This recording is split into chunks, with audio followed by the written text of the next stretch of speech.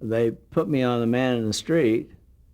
I think Tom Poston, at the time, Louis Nye and Tom Poston were doing the Man in the Street. And Tom, I think he had to go out of town, as I recall. And they brought me in really sort of to take his place that Sunday night. And they wanted to utilize my nervous character. And so they had Steve ask me my name, and I told him my name, and he said, "Are you nervous?" And I said, "Nope." And the audience came apart when I did that. They laughed so hard and so suddenly it scared me. I was like that. And then we did a few jokes, and really scored, so they had me back the next week. And in fact, and then they had me back every week for the next 4 years. We did the Man in the Street almost every time, every week, and then we also, Tom, Louis, and I would appear in sketches also. They never signed me.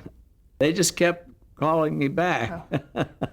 Eventually, at the end of the first season, they did finally offer me a contract, but until then, I was just, didn't know until they said, "Oh, see you next week.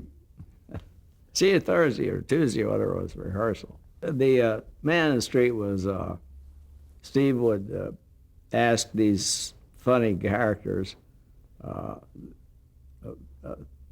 he'd ask questions about some topic of the day, whatever was popular whatever was going on in the news, I mean.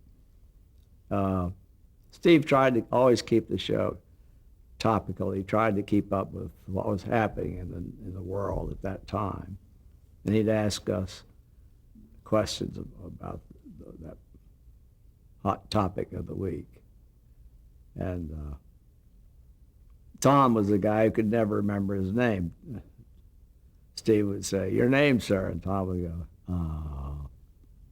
He could never remember it. And Louis was the sort of sophisticated, "Hi-ho, Steve Areno." And I was the nervous guy. Those were our characters. Do you remember some of the specific lines that you did? Or Sure, because I wrote some of them.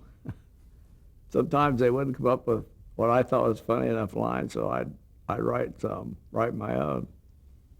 One of them I remember that I still have people come up to me and they remember this, was I said, "My name is," we'd always have initials before the name. My name was always Morrison. We'd have initials before. And I said, "My name is K.B. Morrison. I used to work in a dynamite factory." And he'd say, "What does the K.B. stand for?" I'd say, "Kerboom." And he said, "Oh, you used to work there. Don't you work there anymore?" And I said, "It isn't there anymore." I got a huge scream.